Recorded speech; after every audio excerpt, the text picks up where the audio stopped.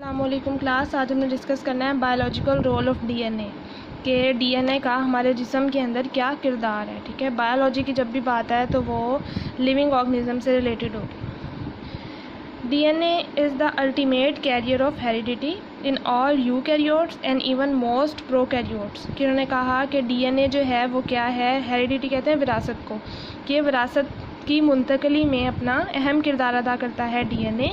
किन किन में? यूकैरियोट किन को कहते हैं? ऐसे जानदार जिनमें न्यूक्लियस होता है और मेम्ब्रेन बाउंडेड ऑर्गेनेलीज होती है, उनको हम कहते हैं यूकैरियोट्स। फॉर एग्जांपल फंजाई हो गया, एनिमल्स हो गए, प्लांट्स हो गए, and even most prokaryotes. Prokaryotes कौन होते हैं?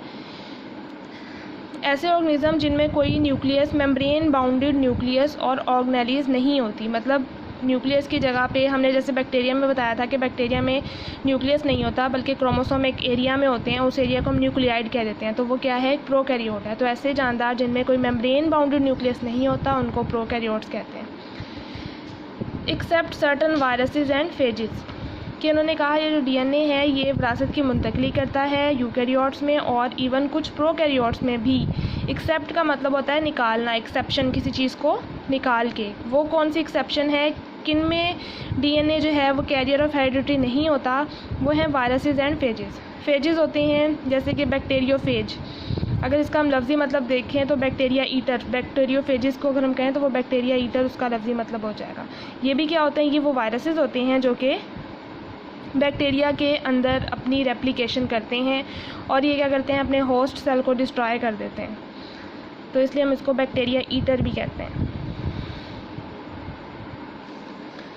फिर बताया हुआ है genes are composed of DNA in which the genetic information is contained in the form of codes. के जो जीन्स होते हैं, हमारे अंदर जो जीन्स होते हैं, जो हम कहते हैं कि हमारे जीन्स जो होते हैं वो एक जैसी प्रॉपर्टीज़ जो हैं वो एक से दूसरे में मुंतकिल करते हैं इंसानों में, तो वो जो जीन्स होते हैं वो डीएनए से मिलके बने होते हैं। डीएनए अभी आपने पीछे पढ़ा है, ठीक है, डीएनए की शेप कैसे होती है, और डीएनए से आरएनए का प्रोसेस भी हमने देखा है कि डीएनए से आरएनए बनता है, फिर वो प्रोटीन बनाते हैं।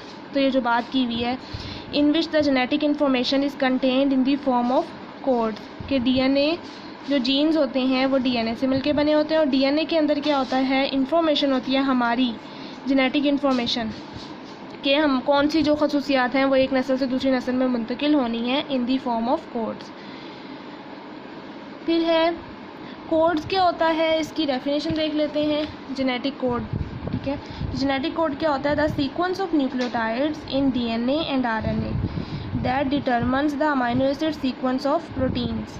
के कोड जो है वो न्यूक्लियोटाइड का सीक्वेंस होता है। न्यूक्लियोटाइड्स क्या होते हैं वो भी हमने पीछे डिस्कस किया है कि क्या होता है न्यूक्लियोटाइड में। एक नाइट्रोजनस बेसिस होती हैं और शुगर होती है और फॉस्फेट ग्रुप होते हैं। नाइट्रोजनस बेसिस जो होती हैं वो डीएनए में और आरएनए में डिफ्रेंशिएशन करती हैं, ठीक है, और शुगर भी, कि आरएनए होगा तो उसमें राइबोज शुगर होगी, डीएनए होगा तो उसमें जो शुगर होगी वो डीऑक्सीराइबोज होगी।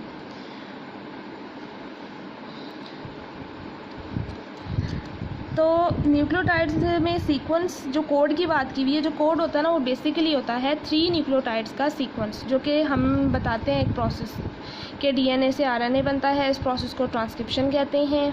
आरएनए से प्रोटीन बनती है। तो आरएनए हमने पढ़ा था कि 3 तरह के होते हैं। वो कौन कौन से होते हैं? मैसेंजर आरएनए, ट्रांसफ़र आरएनए और राइबोसोमल आरएनए। तो मैसेंजर आरएनए के बेसिकली इसके पास होता है सीक्वेंस ऑफ न्यूक्लियोटाइड, जो कि बताता है कि कौन सा अमाइनो एसिड जो है वो विच amino acid,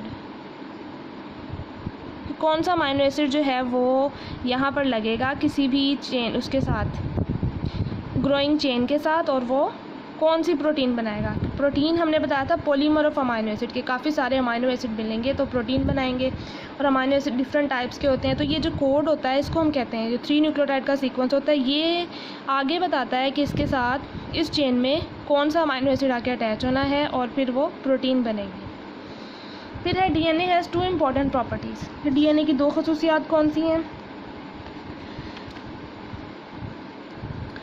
to store genetic information and replicate, कि डीएनए क्या करता है? हमारी जो जेनेटिक इन्फॉर्मेशन, वो इन्फॉर्मेशन जिसने एक नस्ल से दूसरे नस्ल में मुंतकिल होना होता है वो स्टोर करता है। और रेप्लिकेट मतलब अपने जैसी कॉपीज़ बनाना। आगे रेप्लिकेट का मतलब बताया हुआ है, तो synthesise double stranded DNA exactly similar to the DNA originally present, कि अपने जैसी ही कॉपी बनाता है डीएनए। उसके बाद उसका दूसरा फंक्शन क्या है, टू प्रोड्यूस मैसेंजर आरएनए, जिसको उन्होंने बोला है कि transcription which will dictate the synthesis of protein, कि डीएनए ही है जो मैसेंजर आरएनए बनाता है, और मैसेंजर आरएनए क्या करता है, प्रोटीन सिंथेसिस करवाता है। यही वाला ये प्रॉपर्टीज़ में ये जो बात की हुई है वो यही बताई हुई है, ठीक है। ये कि डीएनए से आरएनए बनता है तो वो ट्रांसक्रिप्शन हो गया, और आरएनए में जो मैसेंजर आरएनए से जो प्रोटीन बनती है, इस पूरे प्रोसेस को हम ट्रांसलेशन कहते हैं। तो ये प्रोसेस डीएनए से स्टार्ट होता है, तो ये डीएनए की खसूसियात में ही उन्होंने शुमार किया हुआ है।